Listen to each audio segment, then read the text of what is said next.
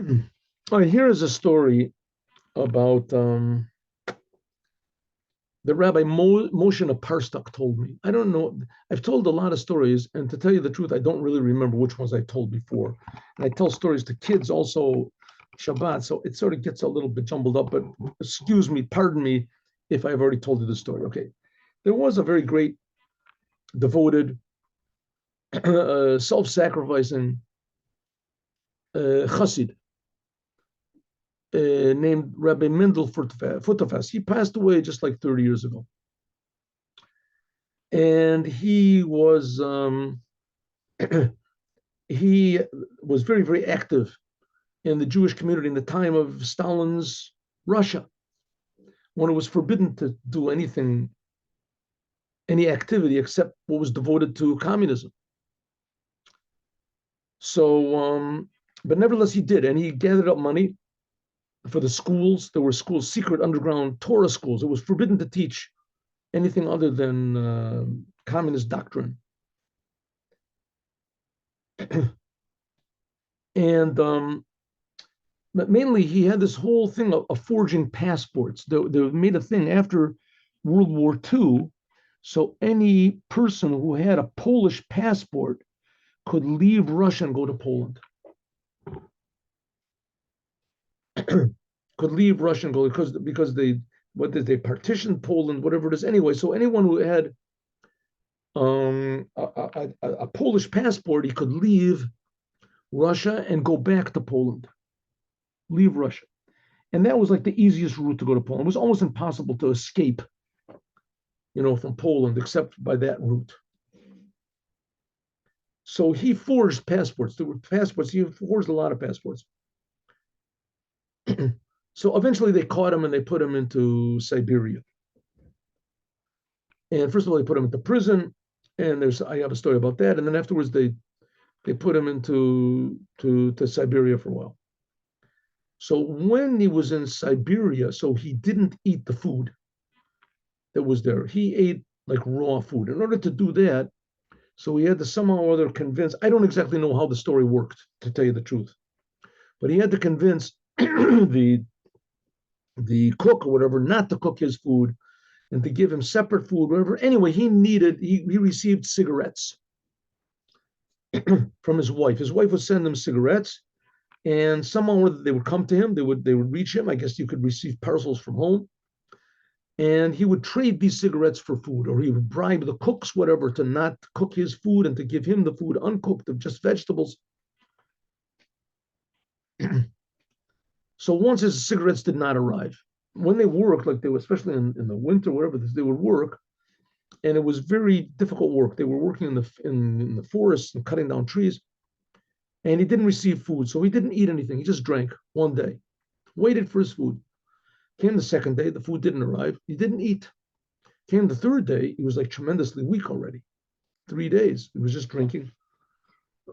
So there was another prisoner that came that had been religious. It's called a Shon of a parish. He learned Torah at one time, but he left, like so many other Jews in Russia. And he became like a Bundist or whatever it is.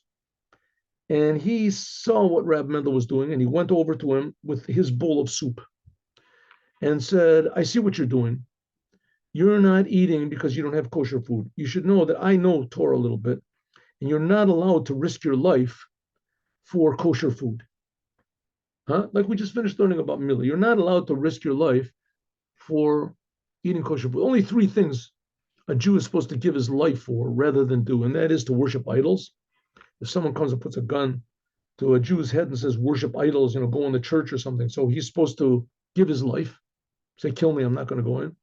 Or if he says, have relations with your wife or with a married woman, so he's supposed to say, or we'll kill you, supposed to say, kill me. Or if he says, okay, gives you a gun and says, kill this other Jew or we'll kill you, so you're supposed to say, okay, kill me because I can't do it. Okay, but not for food. So Reb Mendel said, listen, thank you very much, I appreciate it. And he said that it could be that soup was kosher, even though that it was made from not kosher meat.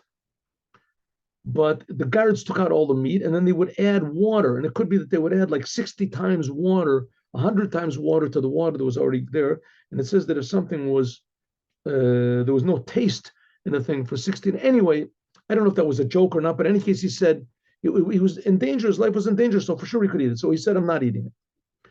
He said, I'll tell you the reason why I'm not going to eat it. And that is like this. Said Rabbi Mendel, that when he was 3 years old or something, 5 years old, his Rabbi Mendel's father passed away before he was born. And, while his wife was pregnant, he passed away. And his mother, I guess she had to work or whatever it was. I don't exactly know what the story was, but in any case, he was brought up by his aunt. And his aunt was good friends with the Rebbe's wife. The Rebbe at that time was the Rebbe Rashab, Rabbi Shalom Dovber.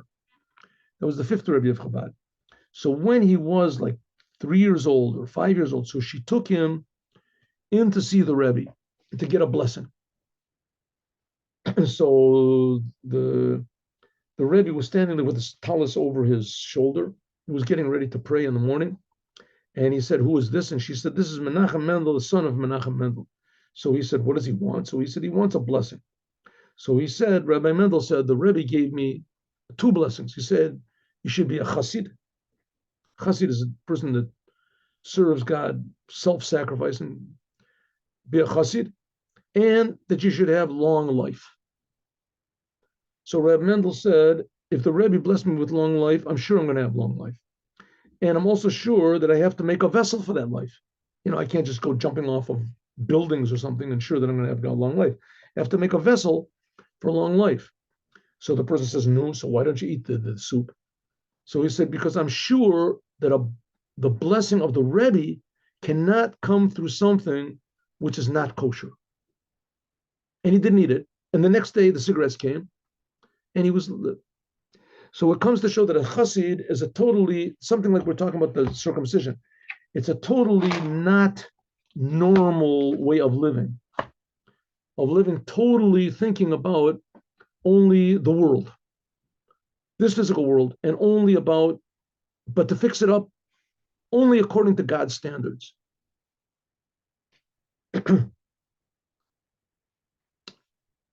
That's what a chassid is. Have a good day, my friends. See you tomorrow morning, 8:15 with Mashiach now.